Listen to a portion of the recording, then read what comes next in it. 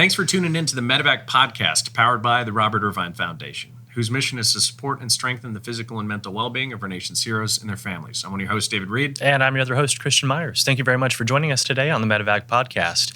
This is part 2 with Jacob Schick. If you missed part 1, go back, listen. You're going to miss a lot of pertinent information. What you will find out is that Jake's a Marine. He was injured overseas, and now he's one of the founding members and I guess managing members of One Tribe Foundation. So, Jake, welcome back for part 2. Thanks for being here again, brother. Thank you, guys. Having a great time with us. Yeah, so are we. So we're just going to dive right in. Let's do All right. 18 months of this kind of going back and forth, reestablishing what that looked like.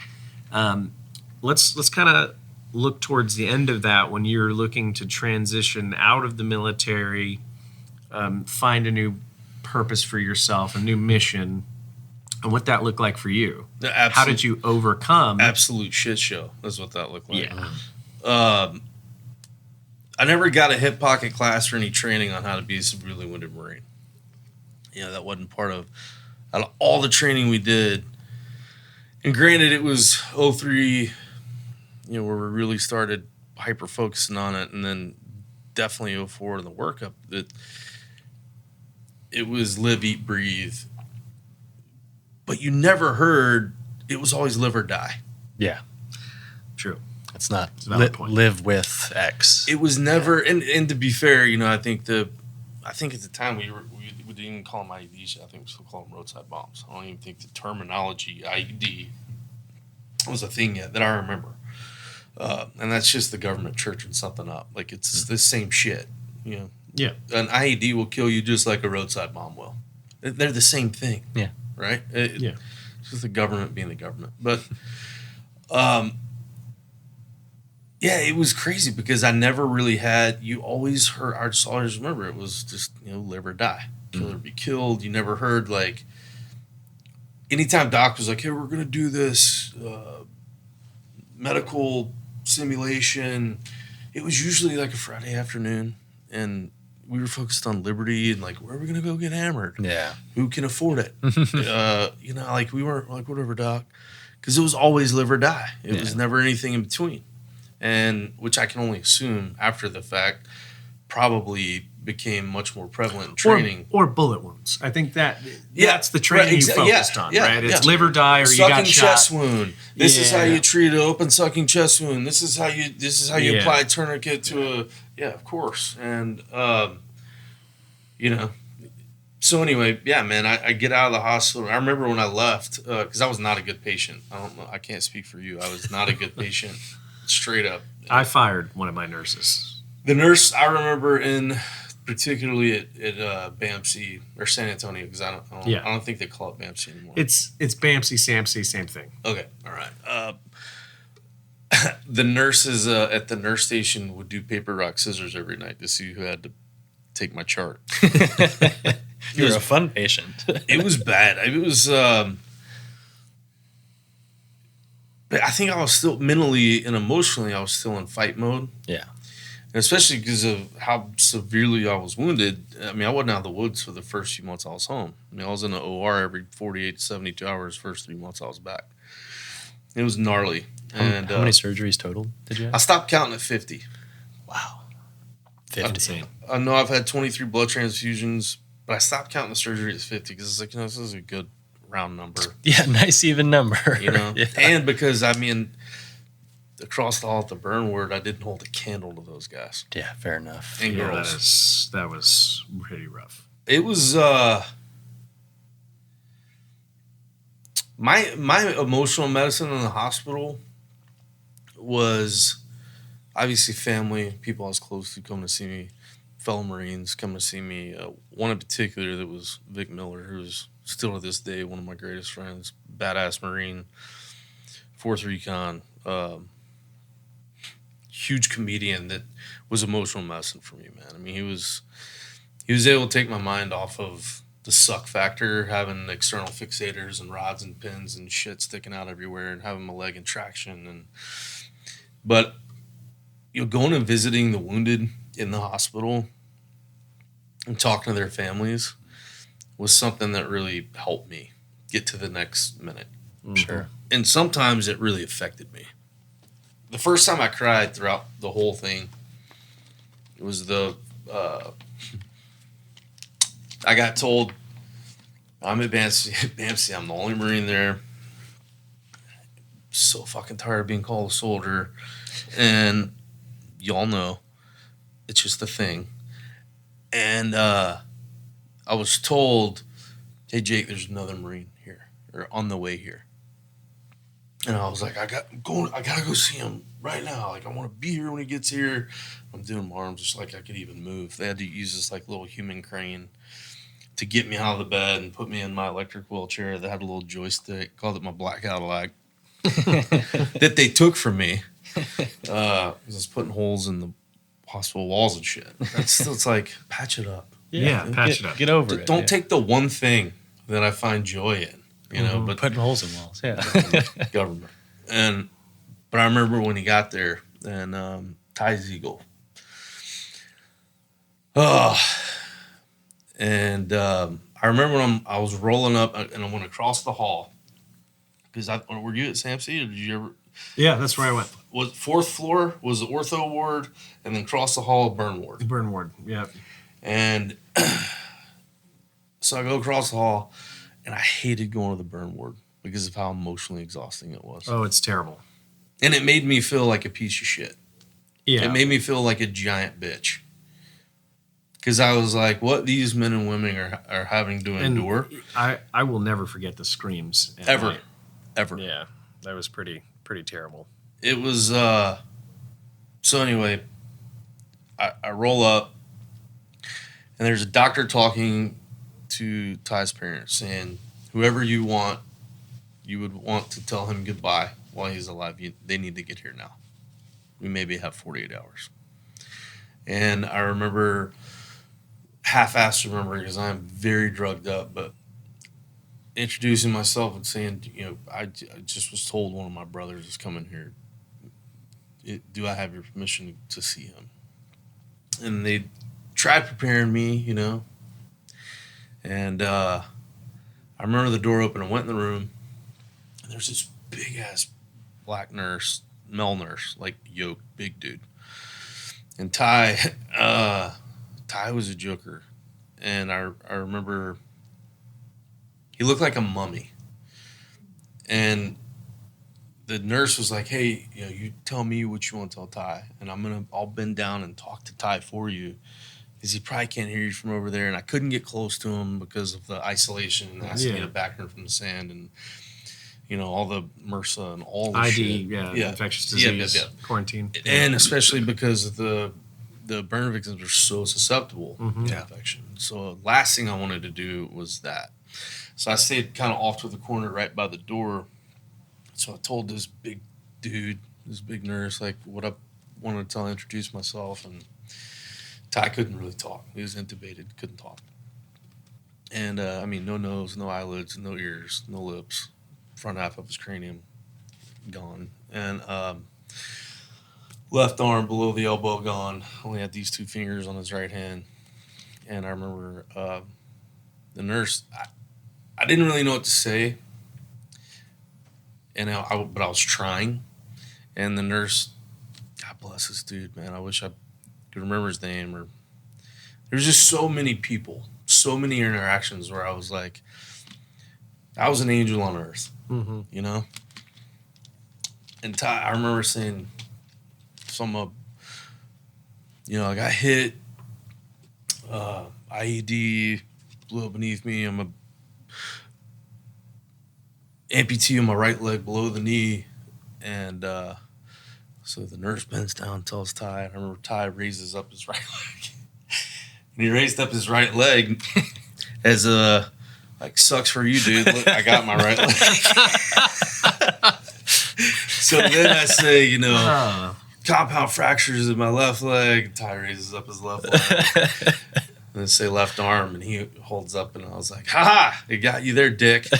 You know, and then right hand. And anyway, I remember telling Ty, after what I had heard the doctor talking to Jeff and Becky about right there by the nurse station, And so that made the interaction harder, right? Because you hear that from a doctor and you're like, okay, well, this is what's going to happen, obviously. Yeah.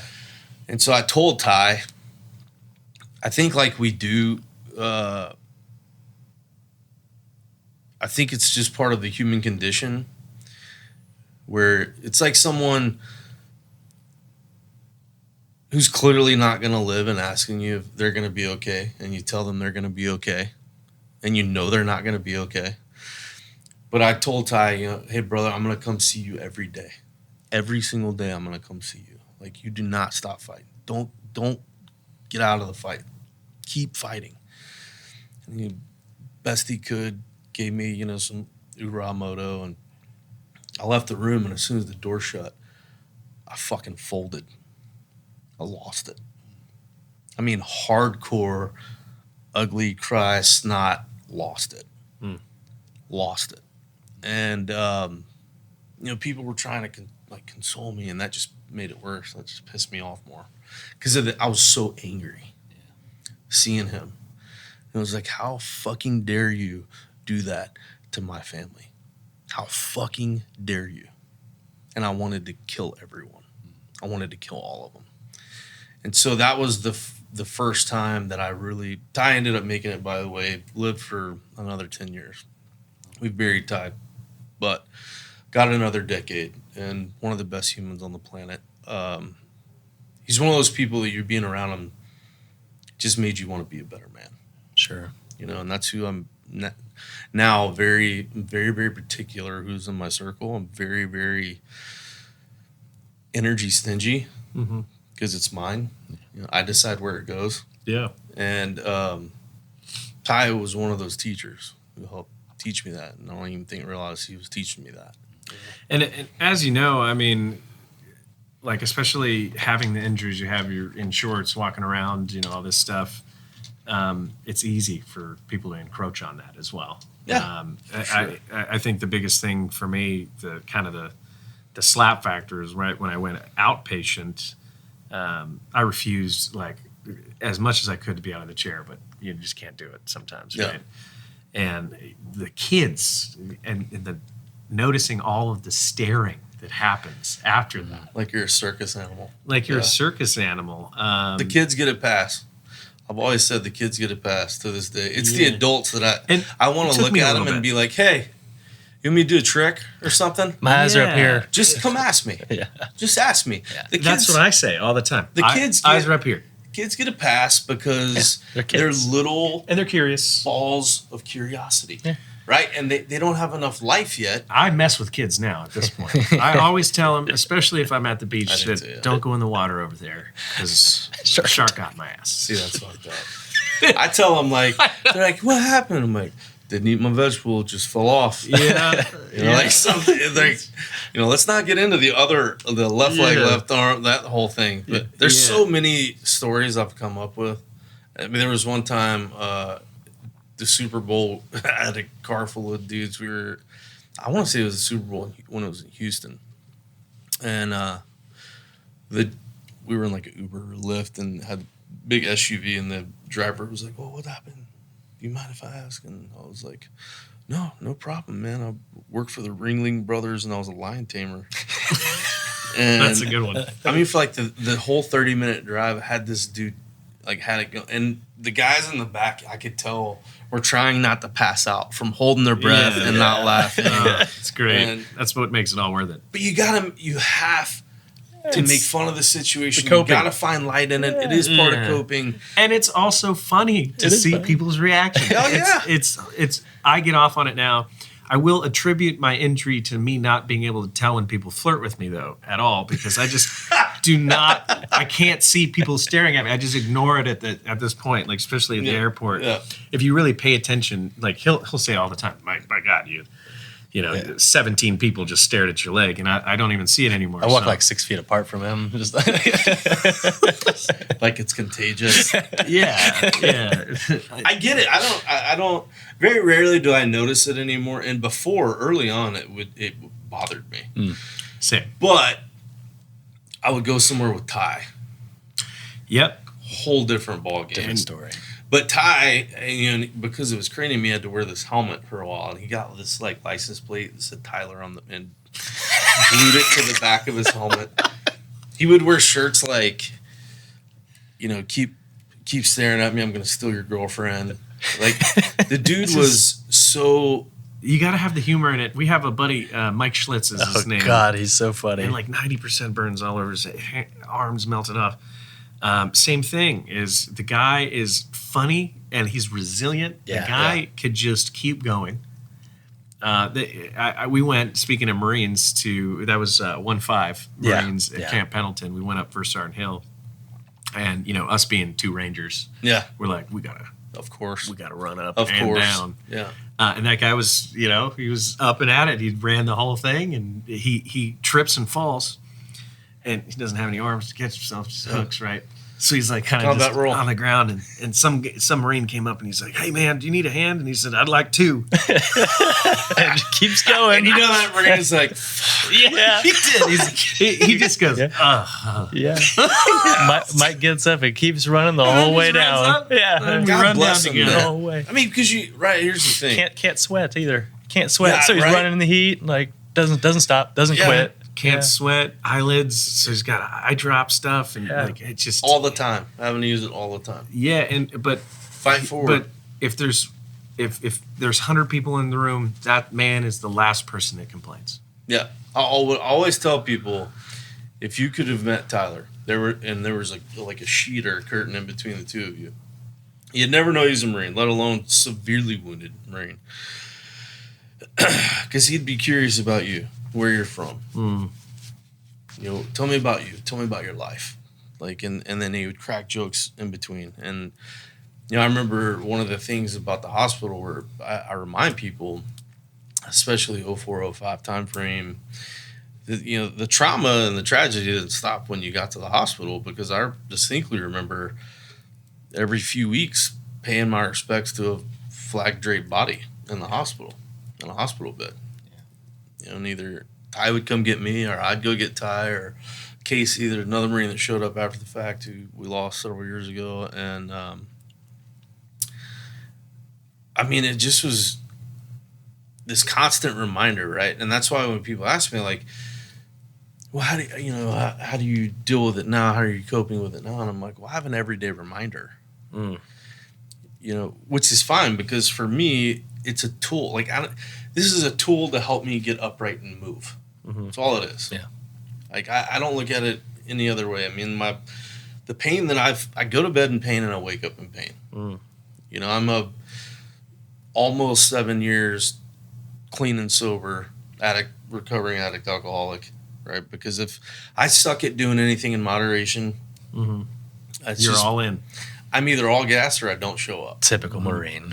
Right? I mean, it's pretty fitting for the branch. And it just is, with the whole transition is a tremendous shit show, I think, for everybody, whether you're a lead slinger, whether you're supply admin. I don't think it matters, because I think you leave such a structured environment where your whole day's planned usually. And of course, this is me being out for a lot of years. I don't do math, so there's calculators, but for a lot of years. And then one of the best descriptions I give to people, I use a scene from The Hurt Locker towards the end of it, where his wife asks him to go get some cereal for the baby. And he's standing, it was brilliantly done, because he's standing at the beginning of an aisle in the grocery store, in the middle at the beginning. So if you have an aisle, and he's like at the beginning of it, right in the middle, and the camera is like on his feet, and he starts slowly walking, and the camera pans up. And he starts just like flicking these cereal boxes. And it's all the way down, both sides of the aisle, cereal boxes. And he just grabs one, meets her at the end. She has 2 carts full of shit. And he says, "You think we need all this stuff?" She says, "Yeah, it's for the baby." And he's like, "Does this work?" And throws it in the cart. The scene before it is him talking to his driver. They just got done with an op, or making a bomb not be a bomb. And he says to him when they're leaving, and he says, I'm never coming back to the show, or something to that effect. So then after this interaction, like the next scene is him back in country, back to where he's comfortable. Yeah. Yeah. Yep. Right? And seeing that, I explained to people that is a great description of what a transition is like. You go from the structured environment where you eat when you eat, you drink when you drink, you sleep when you sleep. It's life and death.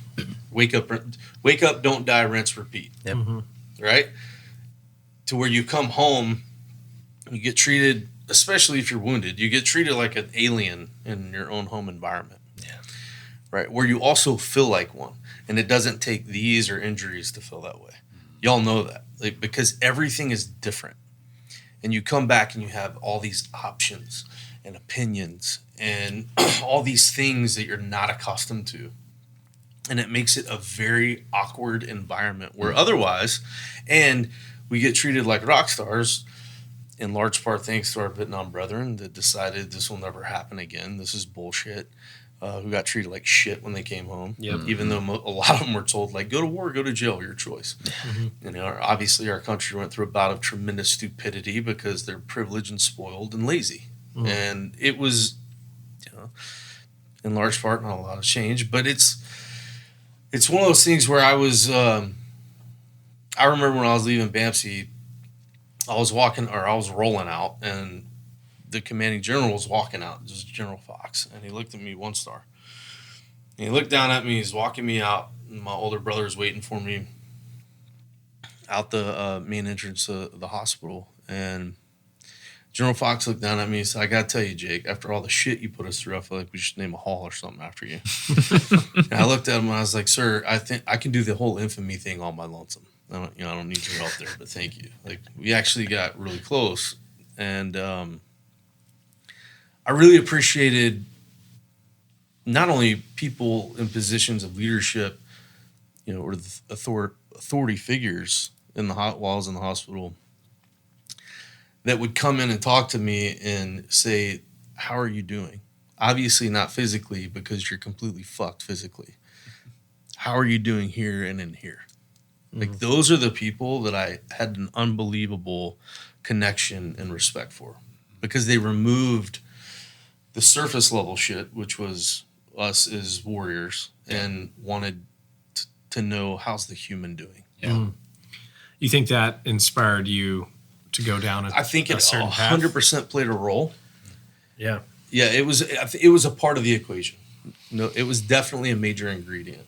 Because I remember this one surgeon who worked on me. He was a colonel, Army, and we butted heads tremendously. And he was a great surgeon. And I remember he came in my room post-op one time, and he was like, "What do you?" And I don't know. One of the surgeries didn't go the way he thought it was going to go, and which happened multiple times. But it's like, they can't predict it, right? They're doing the best they can. Yeah. You know, but I don't. From the world I came from, the best you can is either you succeed or you don't. Yeah. Like, there's no gray. And I think I was so young and stupid and lost and in pain and trying to establish who I am now, you know, because I wasn't going to have this identity that I completely wrapped myself up in, completely altered the course of my life. And so I fought everything, to include love, fought it all. And I remember he and I got into it. It was a yelling match in my room. And With the general this was with the colonel. or the colonel? Me and the general never got into it. He was like Captain Grace and Patience. Like, he just was, or Brigadier General, I should say, Grace and Patience. But this colonel, we were getting into it, and just mid-yelling argument, he said, "What do you want to do?" I go, "What?" Like, he threw me off, and he goes, "What do you want to do? Not now, not tomorrow, but when you leave here in life, what do you want to do? Surely you've thought about that. Not like you're going anywhere." And I had thought about it. I said, "I just want to help people." "How do you want to do?" I was like, "I haven't gotten that far. I don't fucking know. I just want to help people." Right? And that was one thing that just kept hitting me over and over and over while in the hospital and reliving all of it over and over was that, I want to help people. I want to not be destructive. I want to be constructive. And I want to, because unfortunately with our backgrounds, you see the absolute worst of humanity, the absolute best of humanity in a very rapid succession. And, super high highs, super low lows. You completely obliterate your baseline. And like, what baseline? Like, I got out of the hospital. I'm like, give me another fentanyl pop. Yeah. Because I remember when I got out and they just gave me this bag of drugs. Yeah. And I was like, I know me. Like, I know exactly how this is going to end. Yep. Because I suck at doing anything in moderation. Good, bad, or indifferent, it's probably going to be a hell of a show. And I knew that if one pill works good, 5's going to be gnarly. Yeah. Like if this is the line, you can bet your ass I'm going to cross it and then look around. Early and often. Right? And then you get in this vicious cycle of chasing your very first high. Yeah. And it completely ate me up. Mm-hmm. I mean, it just completely ate me up. I was a full-blown addict. Yeah. And, I decided to kick that. It was because of loss and losing someone from my unit. And it was that not in combat. And it was like, and I'd already had a plan. Because I was a burden and I didn't want my family and my friends to have to deal with my shit anymore. I got tired of the empathy and the sympathy, and I felt I didn't want that anymore. And it'd be better if I was gone. And all those thoughts, all that suicidal ideation that I think that every human being on the planet deals with at least once in their lifetime. Whether they talk about it is a whole different ballgame. Mm-hmm. But if you have thought about it, I want you to know that makes you normal. It's okay. It's okay. It's okay to not be okay. Mm. Yep. That's normal. And unfortunately, from where we come from, you're told you're weak, and that's not what gladiators do. And all the bullshit that we get fed. When I'm like, are you fucking kidding me? Yeah. Because I know no one in this room or in this building is more badass than a Spartan. Mm-hmm. I know for a fact, right? But it was mandatory for them to mourn their losses after every battle. Mm-hmm. Mandatory. How the fuck have we regressed as much as we have as a warrior class from that time to now? And people can have their theories and their hypotheses, and that's fine. Everyone's entitled to their own opinion, as you well know, especially in this country. But man, like, get back to the human side of it, because what we forget is we're so eaten up as a society with all these fucking titles that don't mean shit. Mm-hmm. They're titles. Mm. And we forget every one of us is human first. Yeah. We forget that one that we all have. You need to address that first, too. That's the thing. And it's like I was told by Dr. Chapman years and years and years ago, the Center for Brain Health was an amazing human being. And she said, Jake, I think he was just talking to a group of us, but she said, just remember to treat everyone that you meet as if they have a broken heart, because you never know. Mm. And I remember that struck me. Like in the movie American Sniper, when Chris gets home and it was his last deployment, and Taya calls and he's at the bar. And she, hey, Chris, what's the deal? Where are you? He's like, oh, I'm stateside. What are you talking about? You're stateside. Like, why didn't you tell us? Like, where? And he tells her, he's down the street at a bar. And me and the kids have been we miss you. What's going on? What are you doing? And he says, I guess I just needed a minute. Mm. Like, that one line in that movie resonated with me more than any of it. Mm. Yeah. I was like, I totally get that.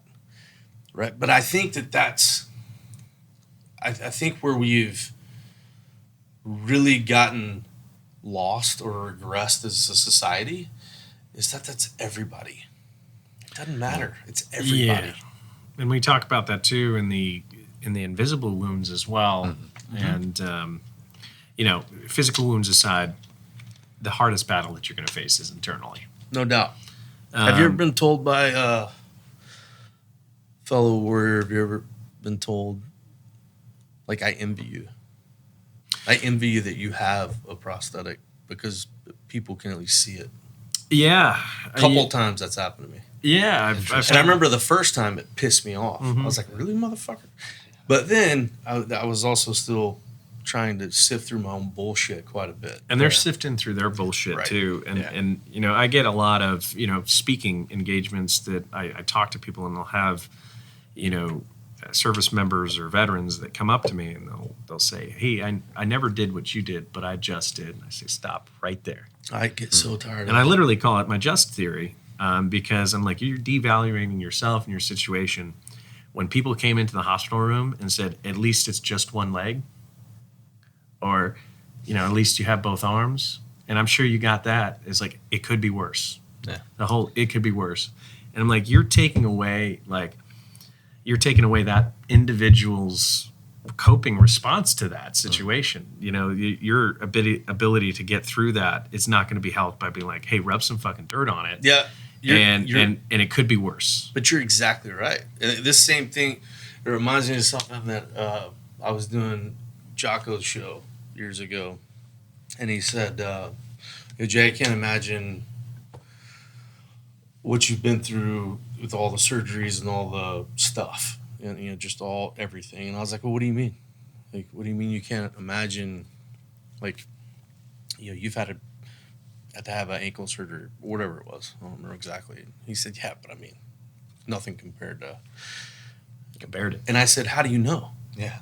We've been here? He said, what do you mean? Like, look at you. And I said, that's fair, because by default, we're all visual learners by nature. It's part of the human element. But quantifiably show me on a piece of paper how what I went through is worse than what you went through. Like, well, I can't. I said, you think there's a reason for that?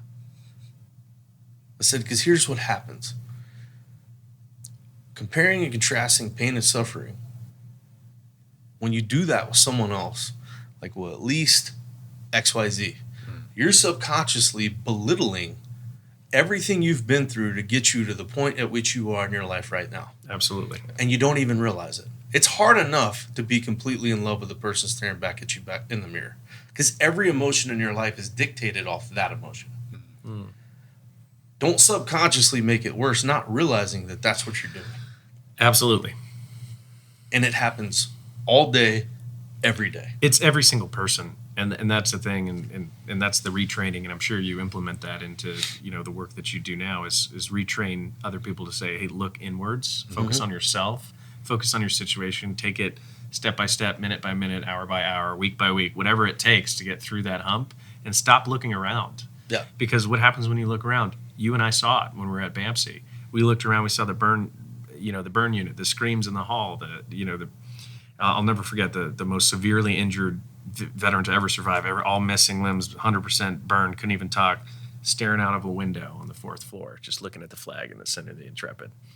And it's hard not to compare yourself and say, like, oh, well, I just need to toughen up. I need to just realize that this could have been a way worse of a situation. Mm-hmm.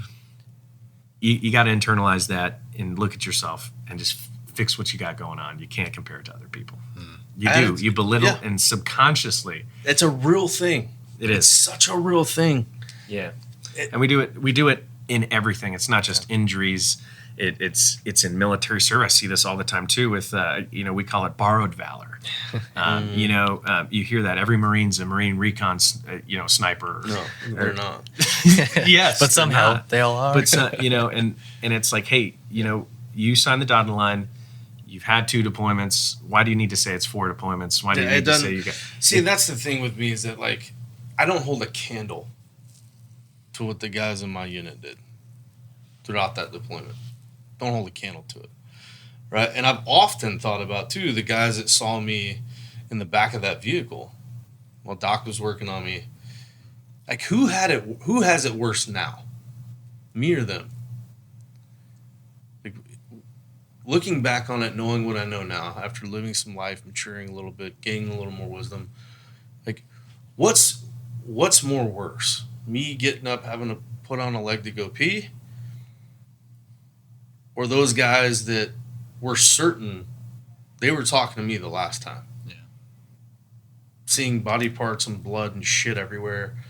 And it was the first major incident. And, like, what's worse? But here's the thing. It's a perspective. There is no worse. But here's the thing. Trauma and tragedy can't be measured. Yeah. They can't. There's no Richter scale on it. And it's everybody to their each and own experience as well. I was thinking about this yesterday, oddly enough. That's why I love this show, is it kind of just kickstarts, some of the feelings and emotions that you have. You start looking at other stories. But I was thinking about how, my team, when I got hit, everybody's their own main character, their own life. Yeah, in right? fact. Yeah. I've gone on to do some incredible things. You've gone on to do some incredible things. Same. We each and every one of us have gone on to do their own things. But you're a side character in someone else's story. When someone sees you get hit and you're just completely destroyed and they're pulling you out of the Humvee, that's as jarring as well in a different way.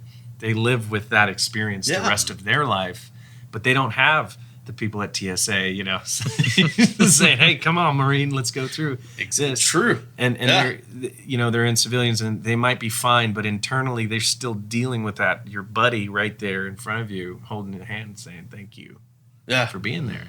And but see this is why I get asked a lot. I know you have too, and I know you have too. You don't have to have a fake flag to get asked this question, especially now that he gets asked it because he's a ginger. Yeah, that's right. I was born with my disabilities. Yeah, short ginger. Yeah, service connected even. Yeah, yeah. Good. Like it 10%. Fucking should be. Fucking should be. God bless you. Looking back on all I get asked, Jake, knowing everything you know now, same experience, the same outcome, would you do it all over again?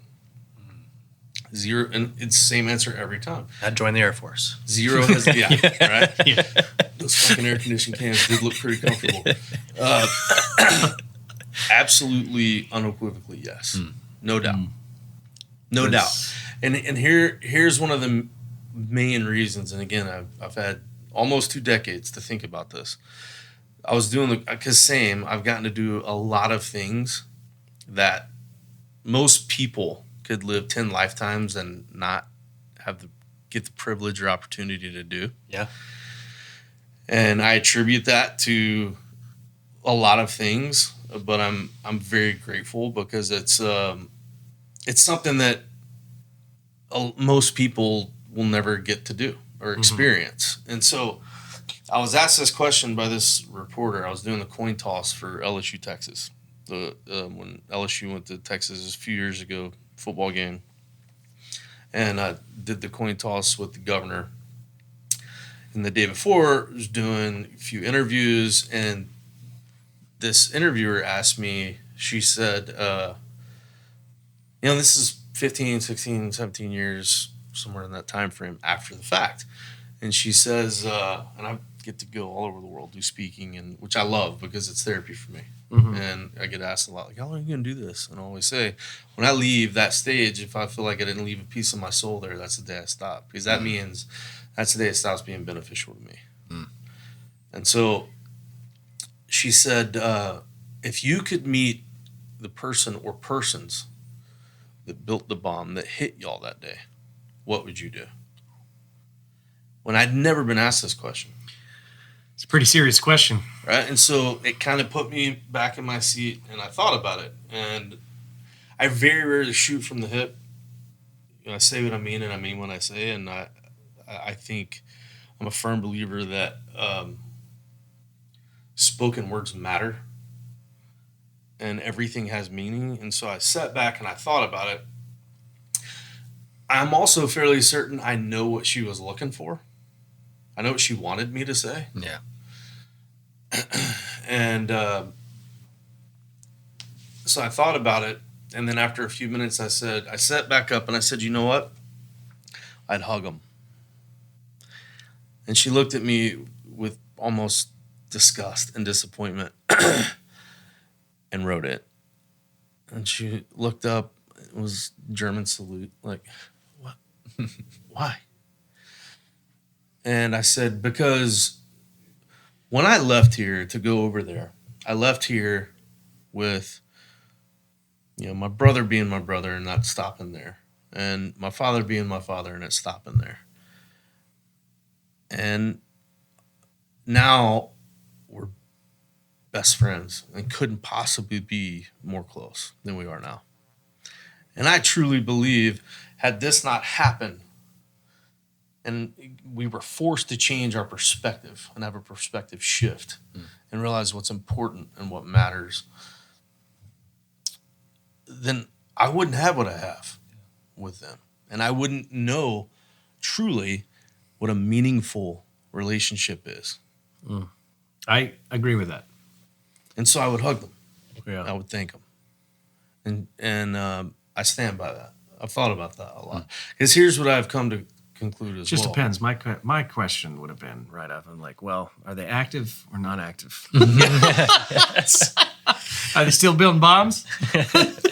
I might be upset about Are they that. also medically retired? Yeah. Or Like, well, here's what, looking back, my son, I'm very open and honest with Jack and JMO because I know that they're either going to learn out there from society or they're going to learn from me and my wife. And, one of those is full of shit and the other one's not.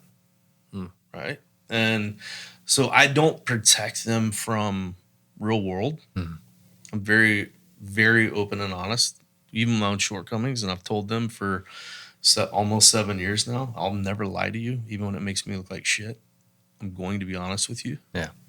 And I have been, and I'll continue to be, because I think that's vital. I think honesty is the only policy, especially in meaningful relationships that are your circle. And there should be hard conversations because that's when you grow. Yeah. And so my son asked me one time about, because he's gotten to go to several of my speaking engagements, and which has been pretty cool because he gets to see the process and why it's important and why finding victory in your vulnerability while refusing to be a hostage to your pride is vital to one's human growth. He gets to see it on display and lead by example, right? And I would always say, I believe, and we believe here at One Tribe, that everybody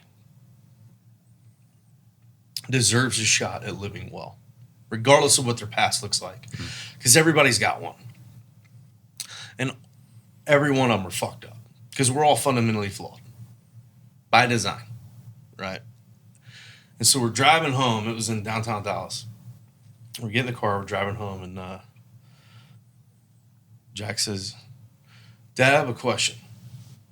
And so I knew anytime I hear it, and I hear it in that tone, like he's thought about this. Yeah.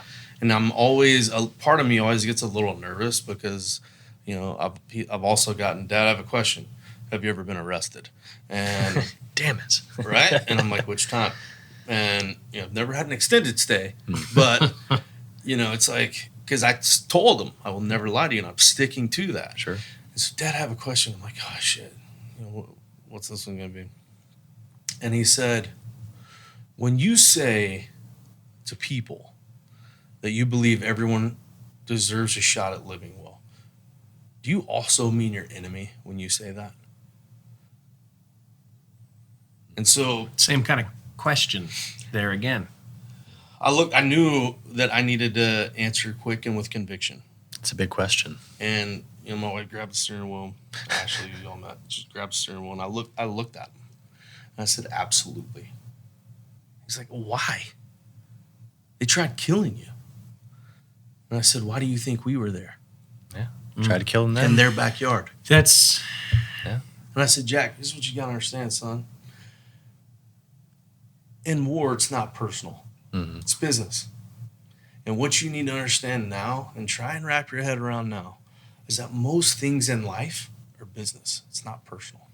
And so many people convolute that line and then end up getting in their own way, getting lost in their own bullshit, becoming a professional victim. getting personal. It's all personal. And it's not. that's the biggest thing for me too. Is, and to that point, is understanding a broader perspective after I was injured. Is just a massive piece. Is taking yourself out of the equation and putting yourself in their shoes. Yeah. You know what the old verbiage is: one man's freedom fighter is another man's terrorist. Yeah.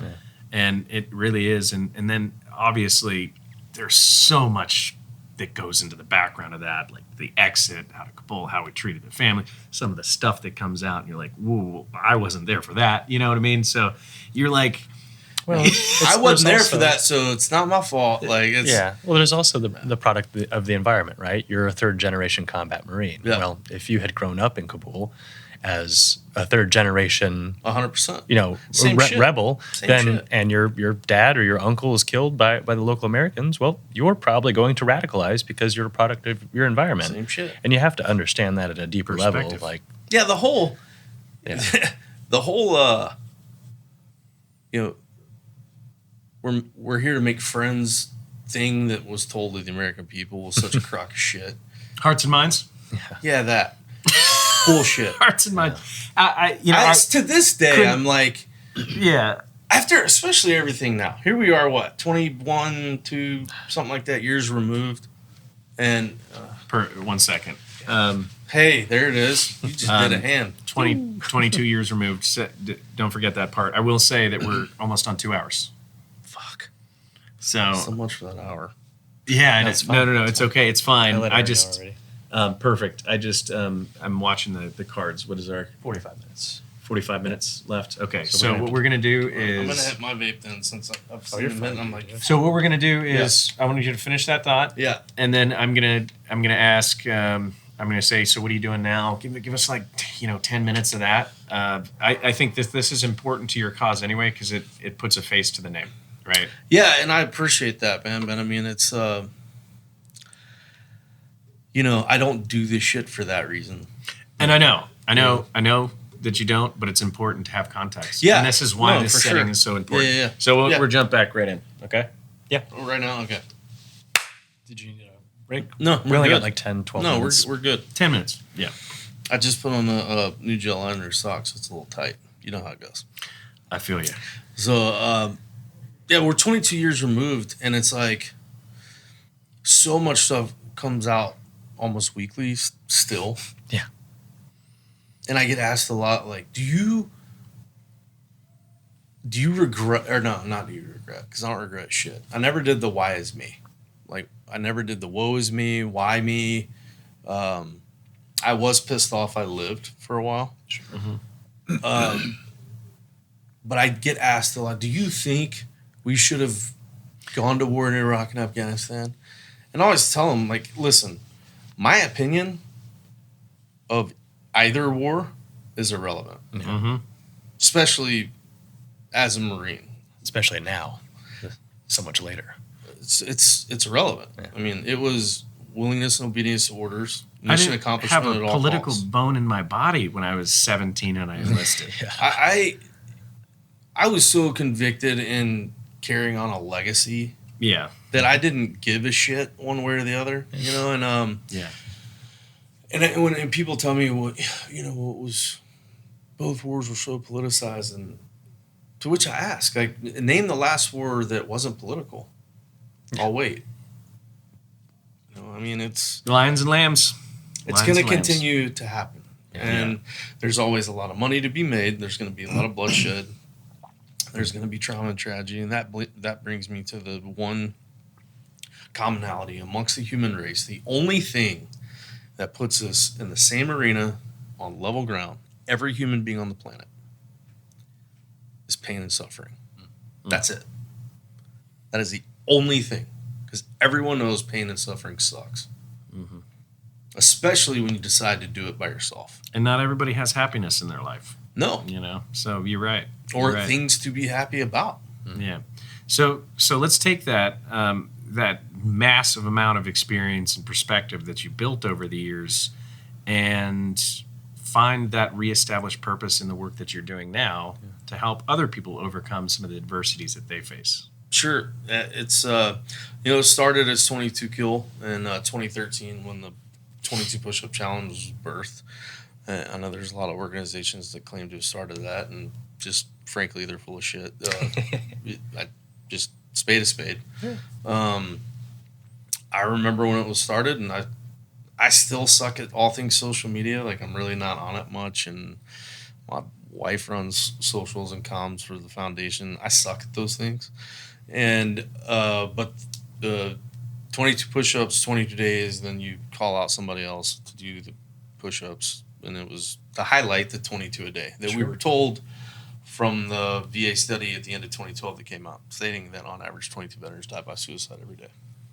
I'm well aware of the fact that's not the real number. Yeah. It's a government report. Mm-hmm. Yeah. Never was, never will be the real number. Yeah. So I know. Don't need to hear from you. I know. But, and besides, like, why does that matter? One is too fucking many. Mm-hmm. You know, I've buried 34 of my friends who died by suicide. I know 8 that were killed in combat. Like, I don't give a shit what you think the real number is. Like, I couldn't possibly give less of a fuck. Yeah. Right?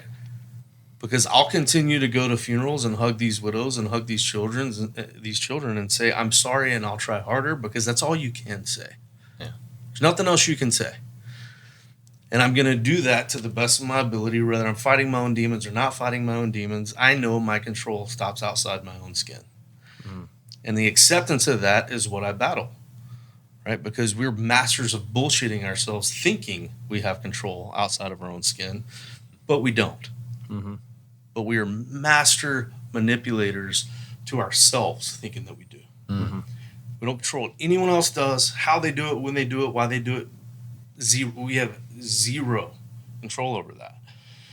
And so, knowing all that now, you know, in 2015 or 15 is when I left Center for Brain Health or Brain Performance Institute and really came on full time and took the reins at 22 Kill. And, you know, we were still yelling at people to do push-ups and didn't really know what the fuck we were doing. And I mean, I guess it could be argued that we still are not real sure, but we're giving it hell. And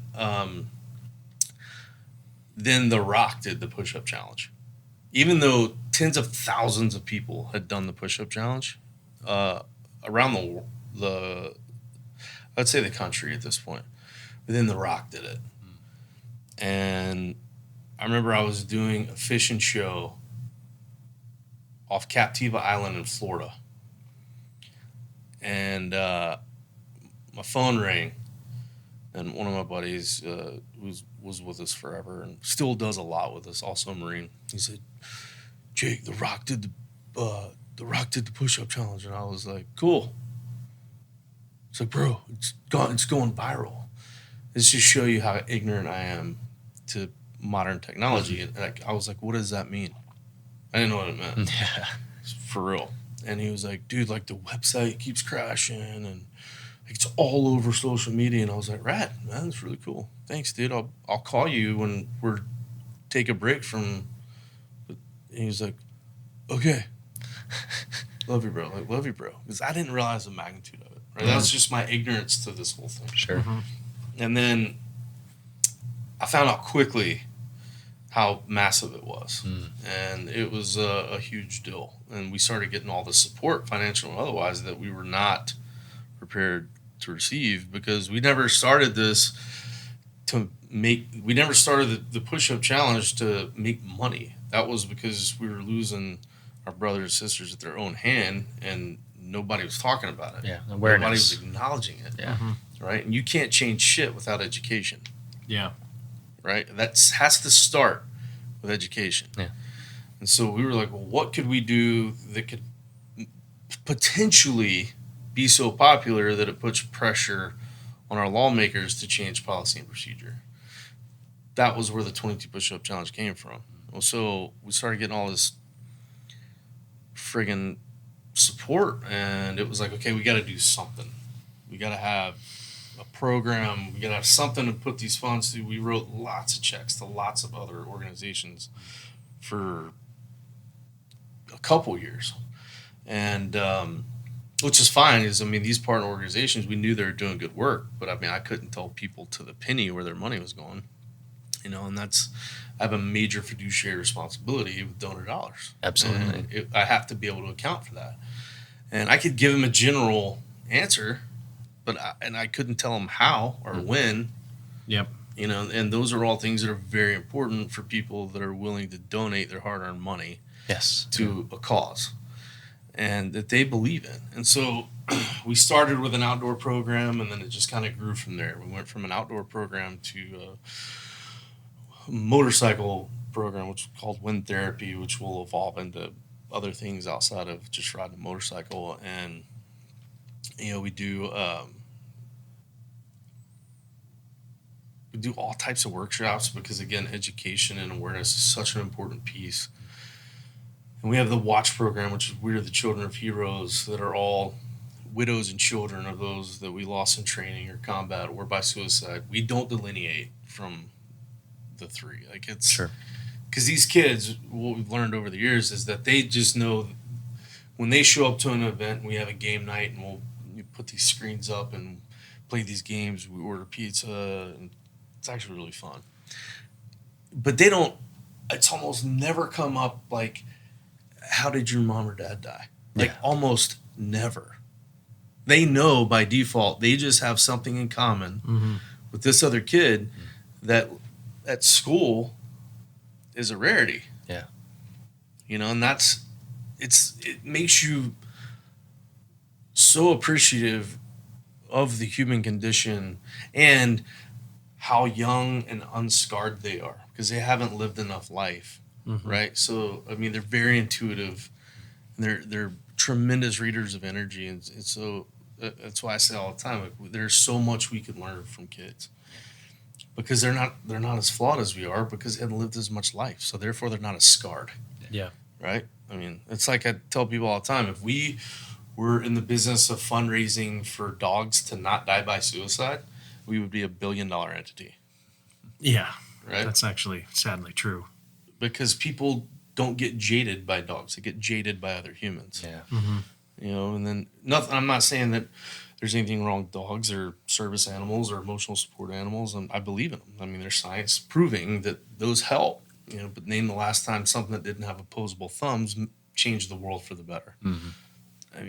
It's just the way it is. And so I think that if we focus on humans, we evolved from 22 Kill into One Tribe Foundation, and I want to say it was like 2021 maybe. We were still in the pandemic in 2021. It was like in the thick of it, or wasn't it? Yeah, 21? Yeah. Yeah, so it was a horrible time to do that and to come out and do this transition. But reason being is it's One Tribe means the human tribe. At some point, we want to serve everybody. Because I'm tired of being stuck in this, what I believe is societally driven, but orchestrated or the master architects for the government of, hey, we want to serve, which started as just vets. Yeah. Then it went from vets and families because I know damn good and well, just like you, that we leave a big wake in our path when we come home. I believe post-traumatic stress is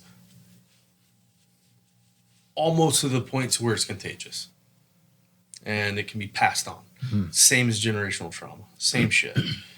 And so we went from that to, I went to a conference in 2017, I believe it was, where I heard the statistics of first responders and law enforcement officers who die by suicide, and it blew my mind.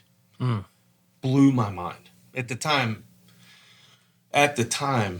it was every 18 hours a law enforcement officer dies by suicide. Every 8 hours, firefighter, paramedic, EMT. Wow. And it blew my mind. And I remember being very disturbed about why we didn't know that. Why has the general population not been told that? Yeah, 3 or 4 a day. And so I told the board, I'm like, hey, everything we do for vets, we got to offer to first responder and LEOs and their families. And, they told me no, but not right now. It's the only time I've ever gone against the board. The only time. Because I was like, fire me. But it's too bad. Yeah. But either way, I'm going to win in the end. Yeah. Like, it was that type of situation. And of course, now they were like, yeah, you're right on that. And just because it was like, fuck, man, I felt it. It's like, this is not right. This is. So then we go from that to we hit the pandemic, and then nurses and docs, particularly in ERs, start dropping like flies. And it was like, okay. So incorporating those in. Right. So then it just hit me where one day, I don't remember what I was doing. I don't remember exactly when this hit me, but I'm like, I realized we are we're one tribe foundation, meaning the human tribe. We all bleed red. So we're all connected by default. Whether you want to believe it or not, I don't give two shits. Like, I know what I believe. And I don't care if you believe in a higher power. I don't care how you do or don't vote. Like, you're a good person or you're a piece of shit. There's not a lot of gray there, right? And so we believe, though, that everybody deserves help in the endeavor to live well, because that's the only way to go from surviving to thriving. Because like when people tell me like, "Oh, Jake, I'm a survivor," and I'm like, "Well, congratulations for being like everyone else who's upright and breathing," because that's the very definition of the word. And oh, by the way, I want to be around thrivers. Yeah, because thrivers make me want to be a better human. It's back to that energy exchange as well. I think that's very important. So, and that's the thing. That's where we are now, is that we are focused on trying to tighten up these demographics into one playing field, because what we've done is we've just segregated people from people. They're dealing at the root of it with the same shit. Yeah. Same shit. And that's that pain and suffering. And almost all the time is directly connected to unaddressed childhood trauma. Yep, we're very familiar with that. We always kind of make a joke that what makes a good special operations warfighter is childhood trauma, because it's a commonality across the board. I mean, as long as you're still in, it's perfect. Because you have, abandonment issues. That's why I attached to the military pretty well.